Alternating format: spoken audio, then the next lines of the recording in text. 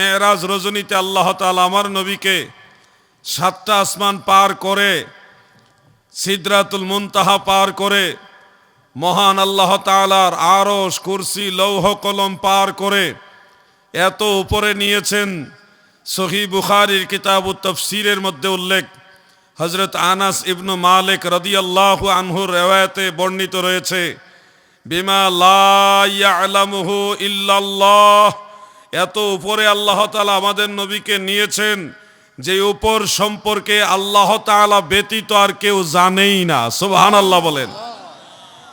এই উপর সম্পর্কে কোরআনুল কারীমে আল্লাহ তাআলা বলেছেন, সুম্মা দানা ফাতাদাল্লা ফাকানা কাবা কাউসাইনি আও আদনা।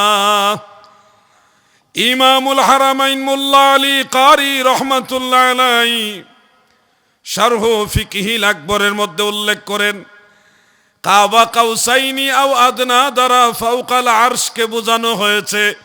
আমার আল্লাহ নবীজিকে শুধু আরশে আজিমে নিয়ে থামিয়ে দেয়নি গো,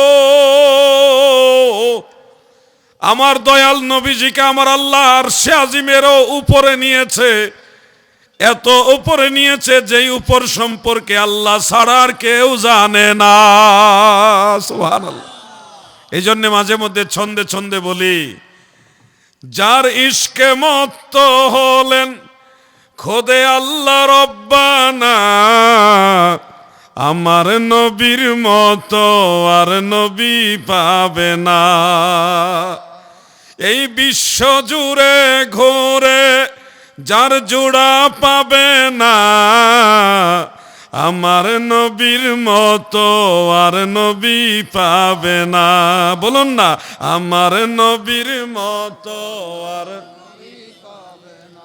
আমার নবীজির ইজ্জত সমগ্র সৃষ্টি জগতের চেয়েও বেশি, এটা বোঝানোর জন্য আল্লাহ তাআলা আরশে আজিমের উপরে নিয়ে গেছে। সুবহানাল্লাহ। গোটা সৃষ্টি জগৎটাকে আল্লাহ তাআলা নবীজির কদম মুবারকের নিচের দিকে রেখেছে। সুবহানাল্লাহ, সুবহানাল্লাহ।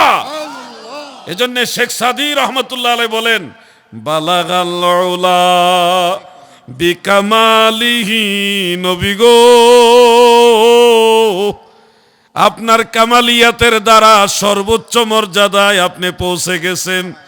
আমার নবীজির ইজ্জত সম্মান সবার চেয়ে উপরে, এটা বুঝাইবার জন্য আমার আল্লাহ নবীজির মেরাজ সংগঠিত করাইছেন। আরশ কুরসি লৌহ কলম সব কিছু আমার দয়াল নবীর কদম মুবারকের নিচে। সুবহানাল্লাহ। যার ইশকে মত্ত হলেন খোদে আল্লাহ রব্বানা, আমার নবীর মতো আর নবী পাবে না। বলুন না, আমার নবীর। আহা, শামসুল উলামা আল্লামা সাহেব কিবলা ফুলতলি রহমাতুল্লাহ আলাইহির মুনতাখাবুস সিয়র, সেই কিতাবটা যদি কারো ঘরে থাকে একটা নজর দেখবেন। আল্লাহর ওলি সাহেব কিবলা ফুলতলি কত সুন্দর নবীর সম্মান তুলে ধরেছে গো। আমার নবীর ইজ্জত, নবীর গুণগান যারা যত বেশি গাইবে আমার আল্লাহ তার ইজ্জত তত বেশি বাড়ায়া দিবে। প্রিয় ভাই আমার, আল্লাহর হাবিব মেরাজে গিয়ে আল্লাহর সাথে কথা বলেছেন। আমার আল্লাহকে দেখেছেন, দেখেছেন কিনা? নবীজি আল্লাহকে দেখেছেন কিনা? এই ব্যাপারে বিশুদ্ধ পর্যায়ের অনেকগুলো হাদিস শরীফ রয়েছে। এর মধ্যে একটা প্রসিদ্ধ হাদিস শরীফ হলো এইভাবে, عن ابن عباس رضي الله تعالى عنهما قال قال رسول الله صلى الله عليه وسلم رأيت ربي عز وجل রাওয়াহু আহমদ, হাযা হাদিসুন সহিহ। হযরত ইবনে আব্বাস রাদিয়াল্লাহু আনহু তিনি বর্ণনা করেন, আল্লাহর হাবিব বলেন, উম্মতেরা শুনো, রাআইতু রাব্বি আযজা ওয়া জাল্লা, আমি রাসূলুল্লাহ আমার আল্লাহকে দেখেছি। সুবহানাল্লাহ, সুবহানাল্লাহ। নবীজি আল্লাহকে দেখেছেন, এটা স্বয়ং নবীজি নিজে বলেছেন। আল্লাহ রসুলের কথার উপর আমাদের ঈমান আছে না নাই? অনেক ভাইরা দলিল খুঁজে, হ্যাঁ কোরআন শরীফ আছে লা তুদরিকুহুল আবসার ওয়া হুয়া ইউদরিকুল আবসার, কোন চোখ আল্লাহকে দেখতে পারবে না। তাহলে নবীজি আল্লাহকে দেখেছে এটা মানা যাবে না, এটা কোরআনের বিরোধী। অনেক সময় বলে কোরআনের মধ্যে আছে মুসা আলাইহিস সালাম আল্লাহকে দেখতে চাইলেন, আল্লাহ তাআলা বললেন লাং তারানি, তুমি আমাকে দেখতে পারো না। এই যে আল্লাহকে দেখতে পারলেন না মুসা নবী, তাহলে আমাদের নবী দেখলো কিভাবে? হাফেজ ইবনু হাজার আসকালানি রহমাতুল্লাহ আলাইহি এই ব্যাপারে স্পষ্ট করে বক্তব্য দিয়েছেন ফাতহুল বারি শরহে বুখারীর মধ্যে। আল্লামা কাজী সানাউল্লাহ ফানিফাতি রহমাতুল্লাহ আলাইহি তিনি তফসিরে মাজহারির মধ্যে সূরা নজমের তফসিরের মধ্যে এটা উল্লেখ করেছেন যে আল্লাহ তাআলা এই জমিনবাসীকে বলেছেন, জমিনের জন্য বিধান দিয়েছেন, পৃথিবীবাসীর জন্য বিধান, এই জমিন থেকে চর্মচক্ষু দ্বারা কেউ আল্লাহকে দেখতে পারবে না। ওটাকে বোঝানো হয়েছে লা তুদরিকুহুল আবসার, কোন চর্মচক্ষু আল্লাহকে দেখতে পারবে না। কিন্তু জান্নাতের জন্য বিধান নয়, কারণ হাদিসে মুতাওয়াতির পর্যায়ের রিওয়ায়াত দ্বারা প্রমাণিত রয়েছে জান্নাতে সকল মুমিন বান্দারা আল্লাহকে দেখবে। সুবহানাল্লাহ। জান্নাতে আমরা কি রুহানি ভাবে যাব না সশরীরে যাব? সশরীরে জান্নাতে যাব। কারণ আমাদের শরীর যদিও কবরে নষ্ট হয়ে যাবে, নষ্ট হয়ে গেলেও ময়দানে মাহশারে আল্লাহ তাআলা আমাদেরকে সশরীরে তুলবেন, জান্নাতে সশরীরে পাঠাবেন।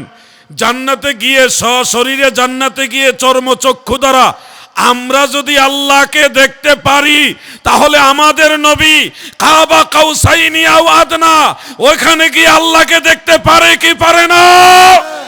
জবান খুলে বলেন, পারে কি পারে না?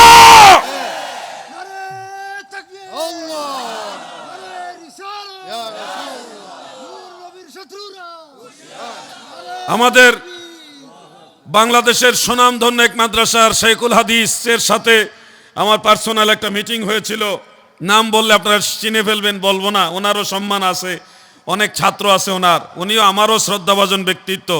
উনি এবং আমি, আমার সাথে ওনার সাথে আরও কয়েকজন লোক ছিল। পার্সোনালি সোনাকান্দা দরবার শরীফে একটা আলোচনা হয়েছিল।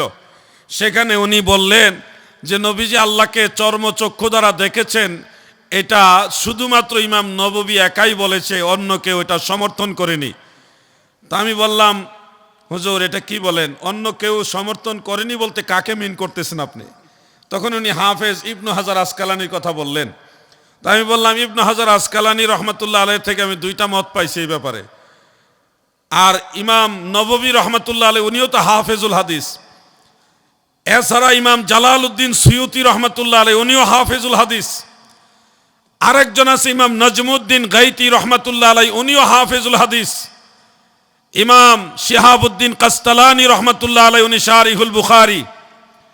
এছাড়া ইমামুল হারামাইন মুল্লা আলী কারি হানাফি, ইমাম আব্দুল বাকি জুরকানি, ইনারা সবাই এই মত পোষণ করেছেন। সবচেয়ে প্রসিদ্ধ হলো হাকেম তবকার মুহাদ্দিস। হাকেম কাকে বলে মাদ্রাসার ছাত্র ভাইরা জানেন, আলেম ভাইরা জানেন। হাকেম তবকার মুহাদ্দিস হলো ইমাম আহমদ বিন হাম্বল রহমতুল্লাহ আলাইহি, যিনি 10 লক্ষ হাদিসের সনদ মুখস্থ জানতেন। মারহাবা বলেন। তিনি পর্যন্ত এই কথা বলেছেন যে ইন্নান নাবিয়্যা সাল্লাল্লাহু আলাইহি ওয়াসাল্লাম রাআ রাব্বাহু বিআইনি রাসিহি। কওলে রাজিহ হলো ইনদাল জমহুর, জমহুরের কাছে গ্রহণযোগ্য মত হলো আমার দয়াল নবী মহান আল্লাহ তাআলাকে চর্মচক্ষু মুবারক দ্বারা দেখেছেন। এটাই সুন্নিদের আকীদা, ঠিক কিনা বলেন? এটা ইয়া রাসূলুল্লাহ।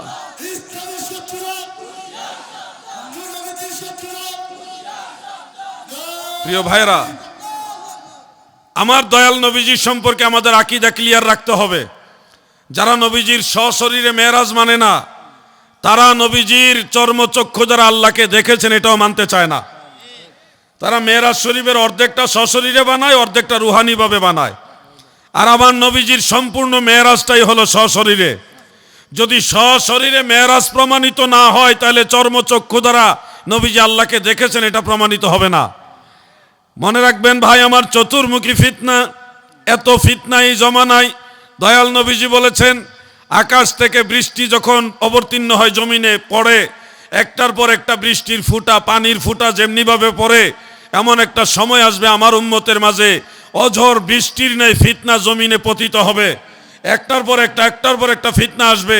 আল্লাহর নবী বলেন ওই সময়ে সবচেয়ে উত্তম, সবচেয়ে দামি, সবচেয়ে শ্রেষ্ঠ হবে আলেমরা। কিন্তু ওই সময় সবচেয়ে নিকৃষ্ট, সবচেয়ে অধম, সবচেয়ে নিকৃষ্ট যারা হবে তারাও হবে আলেমরা।